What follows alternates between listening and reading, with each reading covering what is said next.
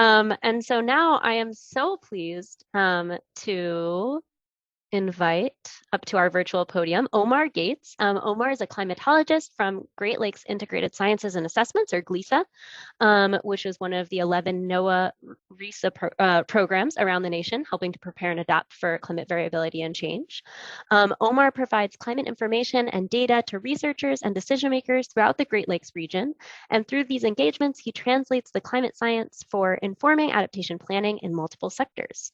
In addition to working with practitioners, Omar supervises undergrad and graduate students in their applied climate work.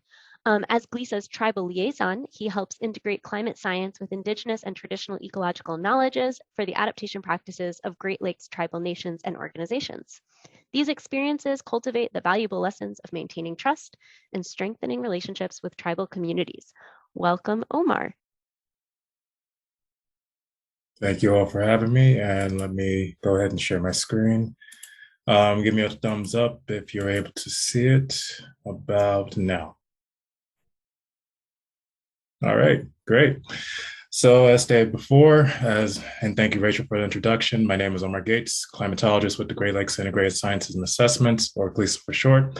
And today I'll be giving a brief overview of principles of adaptation, one of GLISA's perspectives on the topic, in which I'm going to present 4 different principles that were stated in previous presentations. But before we get into all that, I would like to first make a land acknowledgement, in which the lands that I work on and come from and live on are from the lands of the Anishinaabe, or in this case, the Council of Three Fires, which include the Ojibwe, the Odawa, the Potawatomi/Potawatomi, as well as the people of the Fox, Peoria, and Wyandotte. So with that being said, now I would like to introduce you all to NOAA's Regional Integrated Science and Assessments, or RISA for short. As Rachel stated before, we are a collection of 11 different regional teams in which we help the nation prepare for and adapt to climate variability and change. And with GLISA in particular, as shown on the diagram to the right, we serve all 8 Great Lakes states. So that goes from Minnesota all the way to New York, as well as the province of Ontario, Canada. In order to talk a little bit more about GLISA, we're actually a collaboration between the University of Michigan and Michigan State University.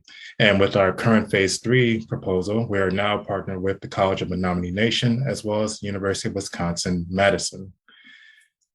To talk a little bit about our approach, of course, with GLISA, we don't only look at the physical sciences, but we also integrate and use the social sciences.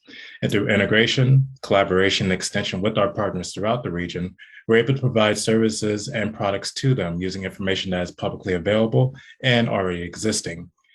With those products and services, we try to answer 3 important questions. Those questions are: what has happened in terms of looking at the past, what could happen as we look towards the future, and of course, what are the impacts that are involved, especially in our changing climate.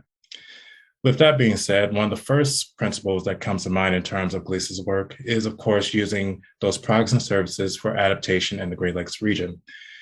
Some of those products and services include our Great Lakes climatologies, which is a compilation of different resources and data products from not only ourselves, but also from the National Centers for Environmental Information provided by NOAA, as well as our sustained assessment of the lakes. These sustained assessments are actually a state of the science for each Great Lake in the region. And of course, this is information that's provided by the Great Lakes Environmental Research Lab, as well as other sources from our region as well. In terms of those who are interested in the climate overall and how that affects not only the lakes, but also the land, we do provide the annual climate summary and impact trend summary for the region. Now, again, with this is not only a collaboration with just our partners throughout the US, but also in Canada, especially with Environment and Climate Change Canada. Then, of course, in terms of other resources that is available through our website, we do have practitioner guides. With these practitioner guides, they help people be able to understand how they can use climate science in their own work. And instead of just trying to search and look at models or maps, they can actually understand the process of integrating it from start to finish. And of course, you may say like, okay, that's all well and good, but are there like cases in which you've actually done this? Well, yes. One example is our work with the Intertribal Council of Michigan, in which we help them with their vulnerability assessment in creating localization documents for their areas of interest. These areas of interest were primarily 4 ecoregions that were spread throughout the state of Michigan, in which From that, they were able to actually recognize and figure out which culturally significant species were being affected based upon changing trends within the region. As you can see on the right, this is just the front page of one of the documents in which GLISA itself integrated both historical observations and future projections in order to give a brief or a broad overview of what would happen in terms of a climate context, excuse me. In terms of another principle that we use at GLISA, we understand that the use of projections about future conditions is very vital. For best practices, instead of providing just one point in terms of just giving the average based upon the models that we use, we actually provide a range that, now again, with that range, we're providing the minimum and maximum. This can be helpful in terms of actually understanding how we can see a broad range of changes in the future instead of just looking at one point, which again would be the average. Another best practice would be looking at the projections and how they relate to past trends, because of course, by looking at the past and going back to those three original questions, we're able to understand how those changes would be affected throughout time. And of course, will we see such changes go out into the future? Now, of course, not all models are going to be giving you the full picture and giving you the answers immediately. That's where local knowledge comes in, because of course, with that local knowledge, we're able to communicate with communities and practitioners in order to understand what has happened and what they see as being the factors of concern in the future. In terms of GLISA's overall work, we do, of course, use GCMs, or global climate models, and regional climate models, or RCMs, for our region. Now, of course, with the GCMs, we do understand that not all GCMs are going to represent the lakes within them. For some models that we have seen, they just only have like a slab of ocean, which compared to fresh water, that can be pretty different if you think about it. But one endeavor that we do have in GLISA is the Great Lakes Ensemble. With the Great Lakes Ensemble, it actually is analyzing and trying to ensure that, do these models actually depict the Great Lakes, and do they actually depict the dynamics that are happening? So through that evaluation, we're able to provide resources for practitioners as well, so that they can understand how they can go through the process of using climate models in their work.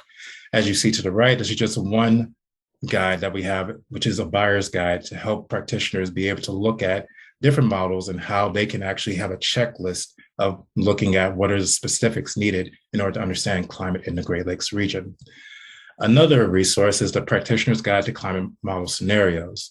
With this, we're talking about and breaking down how each of the scenarios, whether it's the representative concentration pathways or RCPs in this regard, and other types of scenarios can be used in order to be applicable to practitioners' work. In terms of real world cases in which we apply the projections, well, this relates back to our work with the Lac du Flambeau tribe of Lake Superior Chippewas climate resilience work, in which they use GLISA's information in order to not only inform their climate vulnerability assessment, but also their FEMA hazard mitigation plan. With that being said, we go into the final two principles that are important to GLISA, which is ensuring fairness in decision-making, as well as avoiding harm. With this, for best practices, we do understand that two-way communication is vital, especially with communities and organizations. The reason why this is important is because, again, we can provide as many maps, we can provide as many charts, numbers as possible, but if that information is not relevant or not helpful, we kind of miss the point. So with that in mind, one example of this is our work with the Detroit Climate Action Collaborative, or DCAC, in which we work with many community organizations in order to help them formulate or create the Detroit Climate Action Plan. Now, this action plan was recognized by the city, and of course, to this day, has been the foundation for the work of the current climate action strategy for the city. Another best practice that is related to GLISA is, of course, establishing expectations at the beginning of the process. Because again, as long as we understand what are the deliverables and what are the expectations from both GLISA and the communities or tribal nations in this regard, it can be beneficial in order to understand what are some of those expectations at the beginning instead of in the middle or the end. Going back to Lac du Flambeau in terms of it showing how do we go about ensuring fairness in decision-making and avoiding harm, of course, we worked closely with the Tribal Council in which we gained their approval, as well as working with the Tribal Climate Resilience Planning Committee. With that, the tribe itself decided what were the most important issues and culturally significant species for this work, whether it was for their FEMA hazard mitigation guide or plan, I should say, as well as their climate vulnerability assessment. Throughout this process, they did guide GLISA staff, including myself, throughout the process to make sure that we provided relevant climate data and information that was at most the most beneficial to them in the long run. So with that being stated, this brings me to the end of my presentation, in which I'll give you 3 takeaways if you are interested. From that, the first takeaway is that GLISA does strive to provide usable information and relevant information for climate adaptation in the Great Lakes region, whether it's through the resources that we provide on our website, such as the summary documents and resources stated in this presentation, or by providing guidance on climate models and their implementation, whether it's through engagements or just direct talks with stakeholders and practitioners. Speaking of engagements, we do understand that engagement with communities and organizations does help in framing and addressing climate impacts, because from our standpoint at GLISA, we do understand that communities and grassroots organizations can be the leaders in finding equitable solutions, not just at the regional scale, but also at the local scale. And finally, as stated before in previous presentations, one of the principles one of the takeaways from my presentation is that we want to make sure we meet people where they are knowledge-wise, because as stated before, it's better to provide useful information tailored to communities' needs rather than just simply giving them data and hoping for the best. And by having two-way communication, that will ensure that this is actually being done. And with that two-way communication as well, we do ensure that all voices and perspectives are considered throughout the entire process. So with that being stated, I'd like to thank you all for your time. And of course, for more information about GLISA, please feel free to visit us at glisa.umich.edu or email us at glisa-info@umich.edu. Or if you want to contact me directly, feel free to contact me at gateso@umich.edu. Again, thank you for your time. Thank you so much, Omar. That was wonderful. I loved seeing all of the resources and how they tie to the principles.